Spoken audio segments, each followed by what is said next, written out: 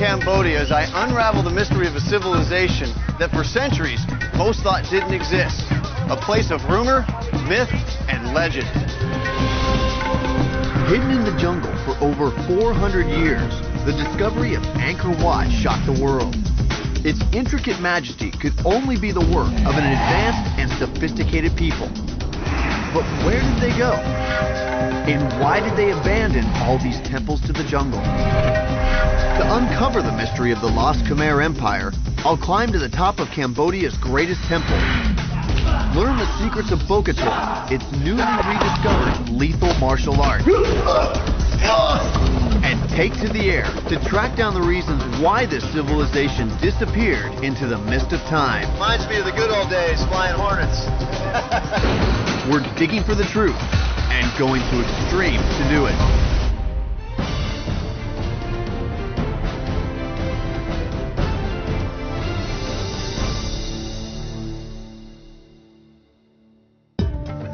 Hi, I'm Hunter Ellis. I've come to Cambodia to explore the mysteries that still surround a great civilization that existed here over 800 years ago, the Khmer Empire.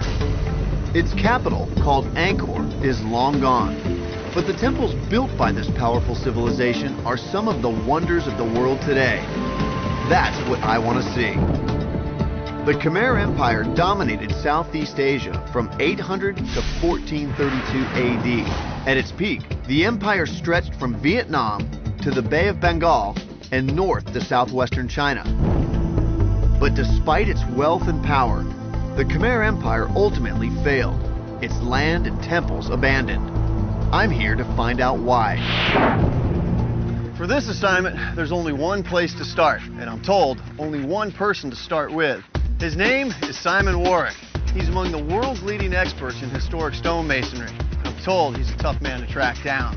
He's an Englishman who lives in Italy, who works with the Germans, who spends the bulk of his time here in Cambodia.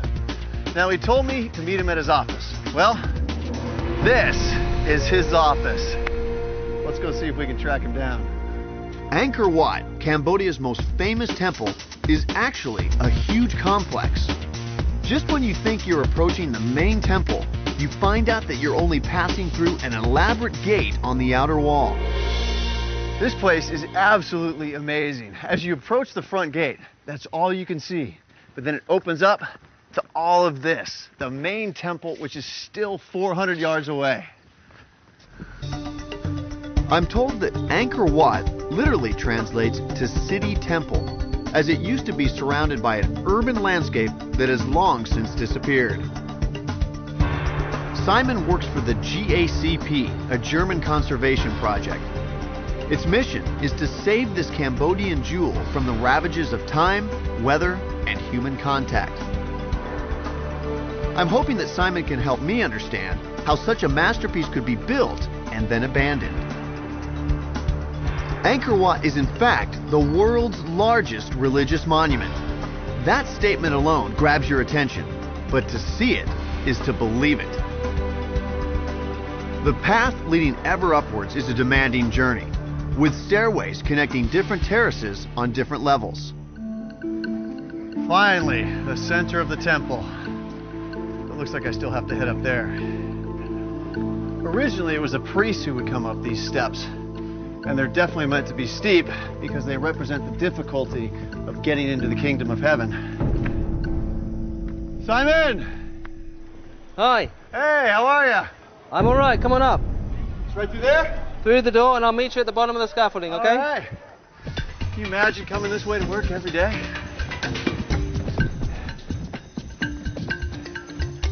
Hey, Simon. Hi, good to see you. I covered some serious ground to make it up here to you. Oh, yeah, but it was worth it. Oh, I cannot believe this is your office. Angkor Wat. The greatest religious monument in the world. The magnitude of this place is truly hard to grasp. Angkor Wat tops out at 213 feet, making it as high as Notre Dame Cathedral in Paris. And it holds as much stone as the Great Pyramid of Khufu. And how long did all of this take? Well, that's what's so incredible. It only took 32 years to build. I think if we were to build something like this today, it would take us longer than 30 years. No question. If you compare that with the buildings in Europe, like cathedrals, some of which are much smaller than this, they took 300-400 years. So 10 times the length of time it took to build all of this. Right, and there's a lot more stone here. Simon tells me that it took 50,000 workers to build this extraordinary temple. It's surrounded by a 4-mile moat and crowned by 5 huge towers.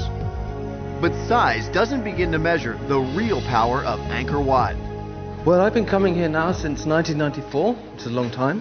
And every time I come in, I see something new, something different.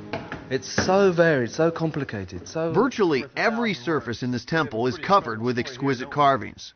Surprisingly, these stories come from a faith that originated in India, far across the sea. Incredibly sophisticated, this carving.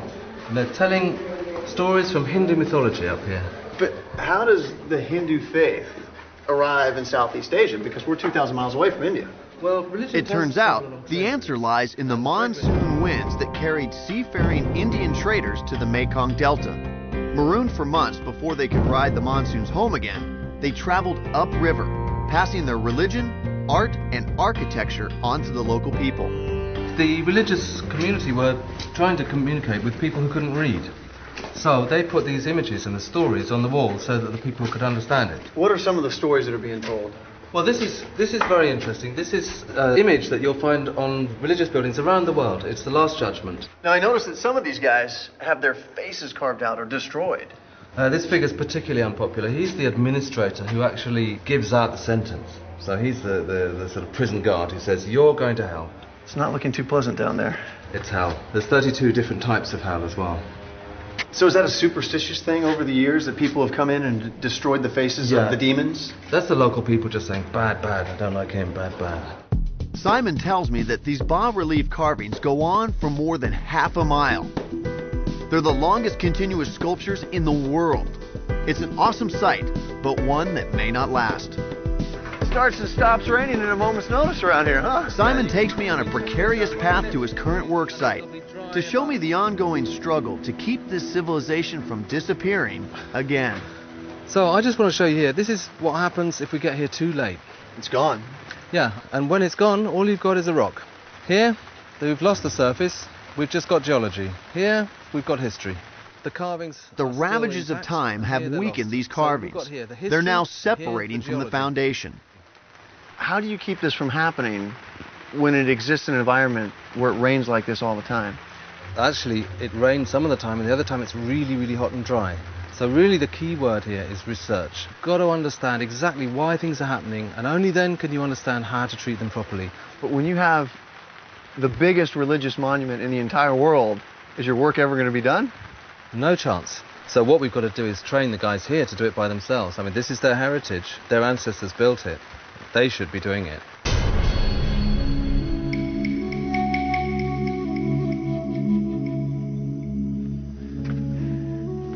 This is one of those places you never get tired of exploring, and that's good, because I still haven't cracked the core mystery. How did a people in the middle of the jungle build one of the greatest stone monuments on Earth?